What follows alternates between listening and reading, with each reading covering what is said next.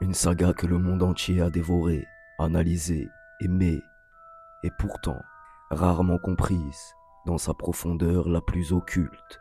Derrière les baguettes, les sortilèges et les maisons de Poudlard se cache un savoir ancien, un savoir interdit, mais un savoir réel.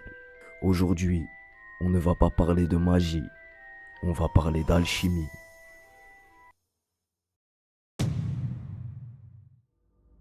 Qu'est-ce que l'alchimie? Une science ancestrale, à mi-chemin entre la philosophie, la chimie et le spirituel. Une science qui ne cherche pas seulement à transformer le plomb en or, mais l'homme lui-même. Et si Harry Potter n'était pas seulement une histoire de sorcier, mais un véritable parcours alchimique, dissimulé sous une fiction? Plongeons ensemble dans la face cachée d'Harry Potter. L'alchimie, une science bien réelle. Contrairement à ce que beaucoup pensent, l'alchimie n'est pas de la magie, c'est une discipline réelle, pratiquée depuis l'Antiquité par des penseurs, des savants et des mystiques. Hermès, Paracelse, Nicolas Flamel. Le but de l'alchimie n'a jamais été simplement de créer de l'or, mais son véritable objectif est la transmutation. De 1, transformer la matière. De 2, transformer l'âme. De 3, transformer l'être. L'alchimie repose sur une idée centrale. Tout ce qui est à l'extérieur reflète ce qui est à l'intérieur. Dans Harry Potter, la pierre philosophale est présentée comme un objet capable de donner la vie éternelle et de transformer les métaux en or. Mais en alchimie réelle, la pierre philosophale est avant tout symbolique. Elle représente la perfection, l'éveil spirituel, l'âme purifiée.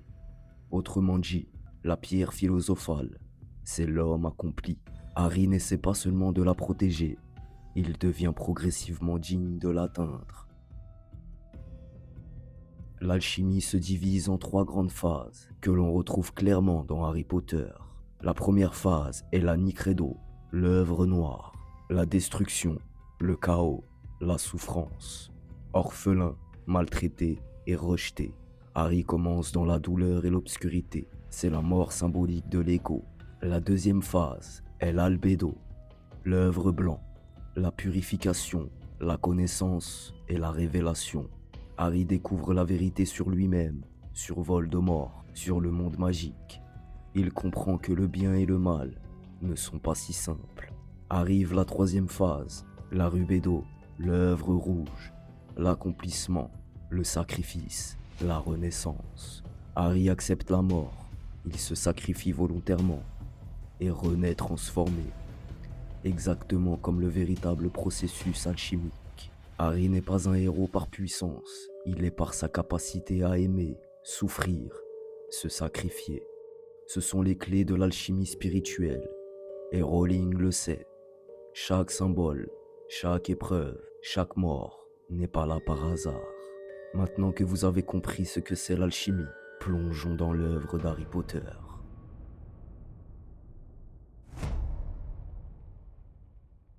Harry Potter commence là où toute initiation commence, dans l'obscurité. Harry vit sous un escalier, enterré vivant, effacé du monde. C'est la phase noire de l'alchimie, la dissolution de l'identité. Il ne sait pas qui il est, il n'a aucune valeur aux yeux du monde. Et c'est précisément pour cela que le processus peut commencer.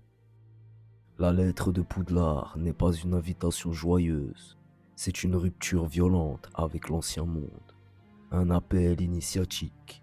Le premier film porte le nom de la pierre philosophale, symbole ultime de l'alchimie. Mais Harry ne la cherche pas, il ne la désire pas. Face au miroir du Riséd, il ne veut ni pouvoir, ni immortalité. Il veut l'unité perdue, l'origine, la famille. C'est ce qui le rend digne de continuer. Dans le deuxième film, l'initiation s'approfondit. La chambre des secrets est souterraine, ancienne, scellée. C'est l'inconscient collectif, les mémoires enfouies. les forces que l'on ne peut regarder directement sans danger. Harry entend une voix intérieure, un signe initiatique classique, mais aussi un avertissement. Le basilic est une connaissance brute, mortelle. Mortelle pour ceux qui la regardent trop tôt. Harry survit, mais il ressort blessé. Dans l'alchimie, toute descente laisse une trace. Le troisième film marque la confrontation avec l'ombre.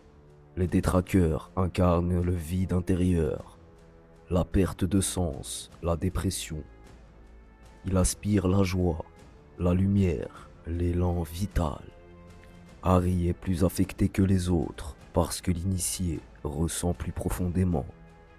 Le Patronus n'est pas une arme, c'est un souvenir pur, une étincelle intérieure utilisée pour ne pas être englouti. Pour la première fois, Harry se sauve lui-même. Le temps se replie. Il devient son propre guide. Dans le quatrième film, le feu apparaît. Le feu est l'élément central de l'alchimie. Il brûle, il détruit, il transforme. La coupe de feu ne demande pas le consentement. L'initiation ne le demande jamais. À la fin, la mort devient réelle, irréversible. L'enfance disparaît. Le cinquième film est celui de la résistance. Harry est en colère, instable, en lutte. L'ego refuse de se dissoudre. Dolores Ombrage incarne l'ordre rigide, le contrôle, le refus du chaos, nécessaire à toute transformation. Le phénix apparaît, symbole alchimique majeur. Il ne renaît qu'après avoir été réduit en cendres. La mort de Sirius marque la perte du dernier attachement. L'initié avance désormais seul. Dans le sixième film, le savoir devient dangereux. Harry découvre l'origine de Voldemort.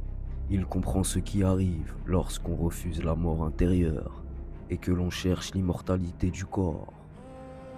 Dumbledore meurt volontairement. Dans toutes les traditions initiatiques, le maître disparaît avant l'accomplissement. L'élève doit marcher sans guide. Le dernier film est l'achèvement. Les structures s'effondrent.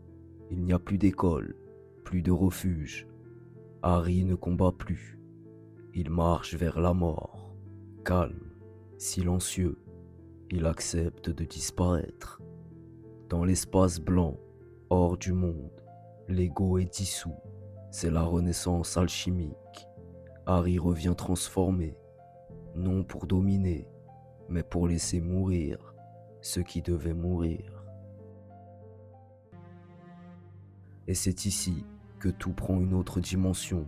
Harry Potter n'est pas seulement une initiation individuelle, c'est un rituel moderne de masse. Dans les sociétés anciennes, les rites d'initiation étaient collectifs. Ils utilisaient des récits, des symboles, des mises en scène pour transformer la conscience des participants. Aujourd'hui, ces rites ont disparu, mais le besoin, lui, est resté. Les films, les sagas, les mythes modernes ont pris leur place. Des millions de personnes ont suivi Harry, film après film, année après année.